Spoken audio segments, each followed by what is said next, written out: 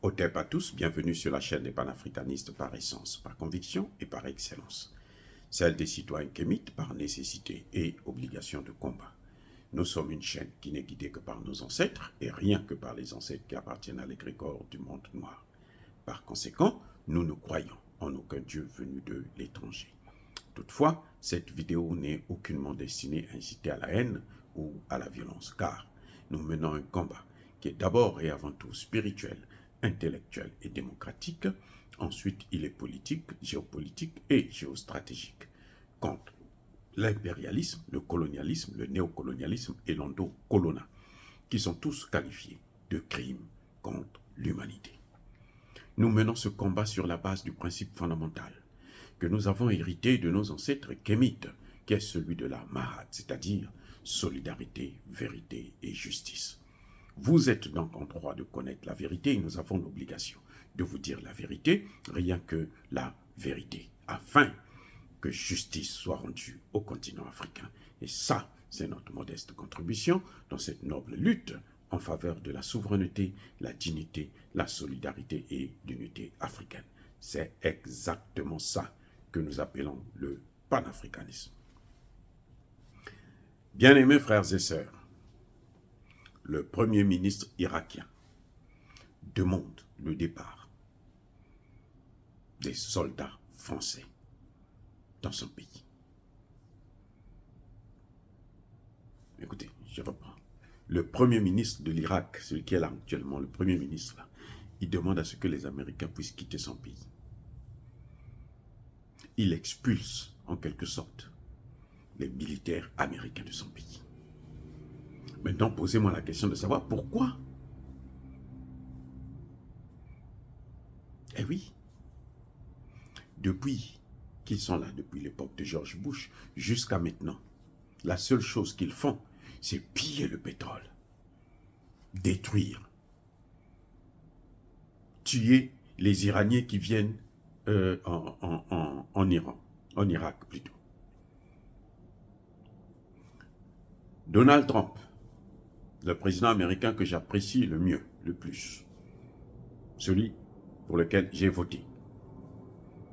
Et je le voterai encore, cette fois-ci. Ce monsieur n'a pas fait de guerre, surtout pas en Afrique. Mais il a tué un général iranien qui, selon eux, était au cœur de l'industrie nucléaire de l'Iran. On l'a tué en Irak. Donc, ils sont là en Irak, pas pour aider l'Irak à se développer, parce que ça fait depuis 2001, 2002, 2003, après les attentats, juste après les attentats 9/11, du 11 septembre. C'est depuis là qu'ils sont venus, qu'ils sont rentrés en Irak. Et ils ne sont jamais partis. Maintenant, le résultat, c'est quoi? Ils étaient là-bas pour lutter contre le terrorisme, hein, pour installer la démocratie. Parce que Saddam Hussein n'était pas un démocrate. Saddam Hussein, c'était un dictateur. Très bien. Il faut qu'il y ait un démocrate. Demandez-moi, il y a eu élection là-bas. Il y a un démocrate là-bas. Il n'y a pas de démocrate. Il n'y a pas de démocratie en Irak. Maintenant, le Premier ministre en a marre. C'est la même chose qu'ils ont fait en Afghanistan. On vient là-bas pour instaurer la démocratie et la paix.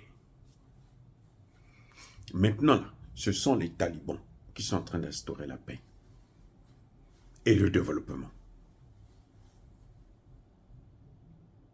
Ils sont venus en Libye.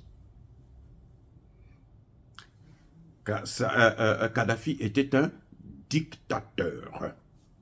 Ils sont venus pour l'enlever, pour instaurer la démocratie. Bravo. Regardez ce qu'il y a comme démocratie en Libye. Pourquoi je dis ça?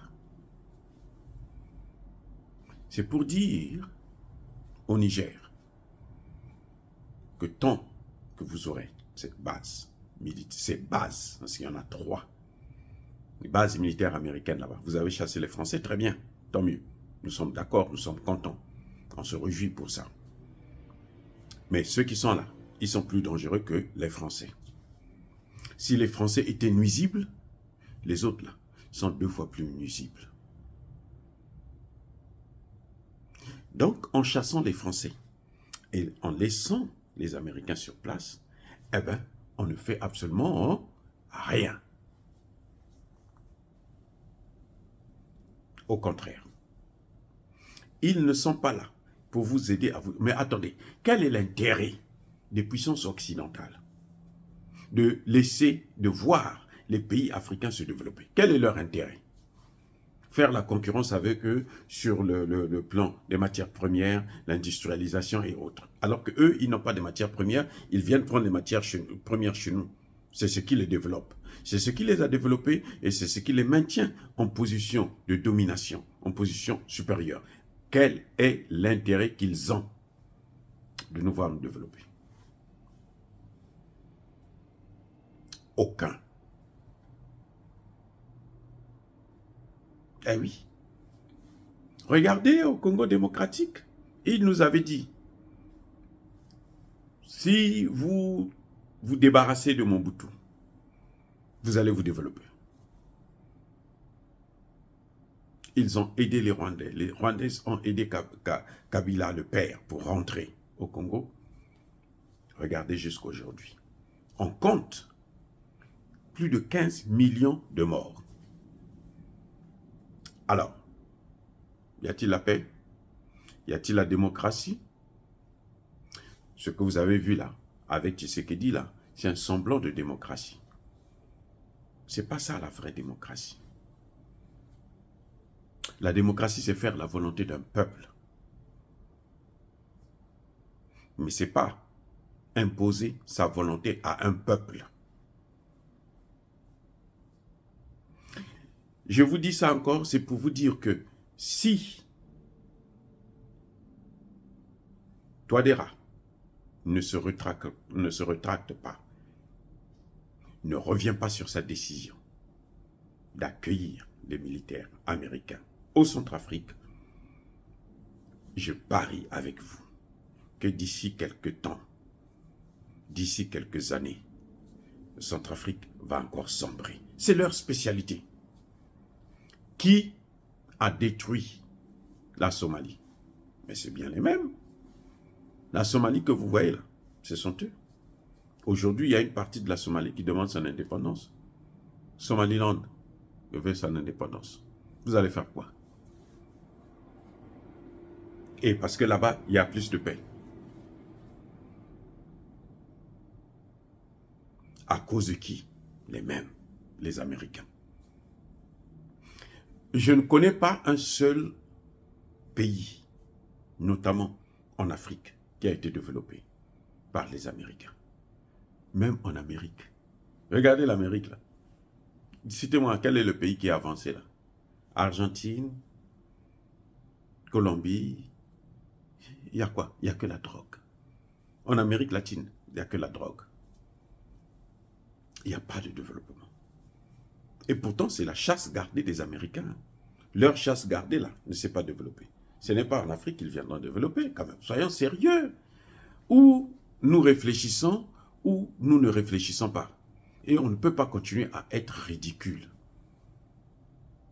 Voilà ce que je voulais dire au président Touadéra, au président Tchani.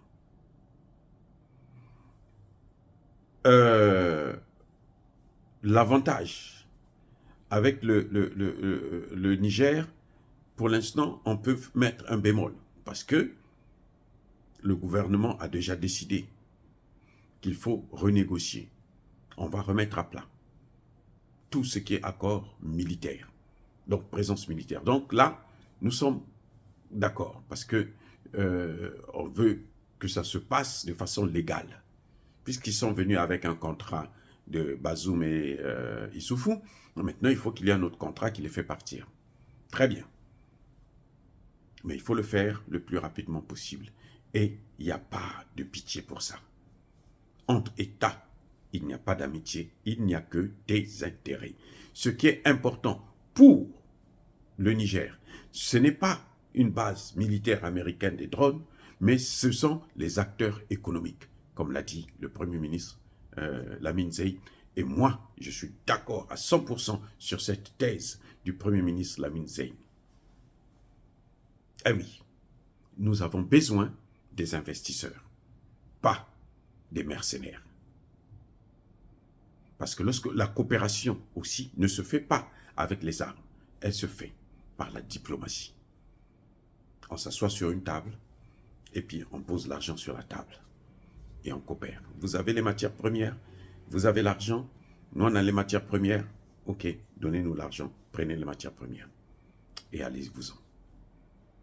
Mais quand on amène déjà des armes, des armées, des bases militaires, c'est que tôt ou tard, on va vous faire la guerre. Et c'est ce qu'on est en train de constater dans le golfe de Guinée. Malheureusement, ils veulent encercler le golfe de Guinée. Prendre en tenaille les pays de l'AES. Alors, il faut que les 3 pays-là se libèrent d'abord et avant tout. Comme ça, les autres pays pourront suivre. Parce qu'eux, ils sont déjà dans le plat, ils sont déjà dans le bateau. S'il coule, le bateau va couler avec tous les 3. Et ça n'a pas de sens. Ce n'est pas qu'on est contre les Américains, non. Nous, on veut une coopération gagnant-gagnant. Pas une coopération de domination. Où vous venez, vous nous dominez, vous prenez nos matières premières, vous instaurez un chaos maîtrisé, et puis bon, vous êtes en train de piller, comme ils sont en train de faire en Libye. Regardez la Libye, depuis 2011 jusqu'à aujourd'hui, il n'y a pas de démocratie. Ça fait plus de 11 ans, plus de 10 ans plutôt. Hein? Plus de 11 ans. Nous sommes en 2024. Donc ça fait 13 ans. Nous sommes rentrés dans la 14e année là. Il n'y a pas de démocratie du tout. Alors qu'ils sont venus, c'était pour ça. Alors, comment on peut croire des gens comme ça qui ont menti partout, échoué partout, à instaurer leur fameuse démocratie? Oh, dire cela, c'est inciter à la haine ou à la violence. Non. Le Niger doit prendre ses responsabilités. Qu'on le veuille ou non. Le Niger est assez avancé. Le Niger a fait un grand pas. Le Niger, aujourd'hui, l'armée nigérienne maîtrise la situation, contrôle le terrain. Elle n'a pas eu besoin ni de la France, ni de l'OTAN, ni des États-Unis pour cela. Elle a eu besoin que des armes, que les autres ne leur ont pas donné. Parce que, Bazoum l'avait bien dit, l'armée est faible face aux terroristes, qui étaient soutenus par les Occidentaux et notamment la France. Si la France l'a fait, les Américains le savaient. Les Américains n'ont pas interdit cela. Alors, vaut mieux. Vous ne nous arrangez pas, ne nous dérangez pas. Allez-vous-en et on va coopérer. Si vous voulez venir faire le business, venez avec les dollars, pas avec les armes. Oh, bien-aimés frères et sœurs, encore une fois de plus, soyez bénis. Je persiste et je signe, soyez abondamment bénis par le Dieu des Kémites et par nos ancêtres angélisés. Mais que tous ceux qui persécutent le continent africain, le pillent et le déstabilisent, qu'ils soient noirs, blancs, chinois, arabes, juifs, indiens ou qui qu'ils soient punis, maudits, foudroyés, neutralisés, écrasés, effacés par le Dieu des Kémites et par nos ancêtres angélisés. Vive l'Afrique éternelle, je dis et j'assume.